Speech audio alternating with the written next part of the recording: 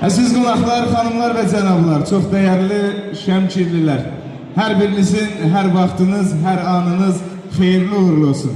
Günümüz balaca bəylərimizə, toyumuz balaca kişilərimizə inşallah düşərli olsun. Gözəl tarixdir. Avqust ayının 26-sı 2026-cı il. Ador Palas. Çox sevmək, pərəstiş etmək, tapınmaq və ya ümumən heyran olmaq mənasında. Hər halda heyran olduqlarımızı, tapdıqlarımızı, tapındıqlarımızı, bugün Məhəmmədlə Nihadı təbrikə gələn bütün qonaqlara xüsusi göz aydınlığı ünvanlamaq üçün bəylərimizin də adından təşəkkür edirəm. Yubanmırıq, dayanmırıq, yorulmuruq, usanmırıq.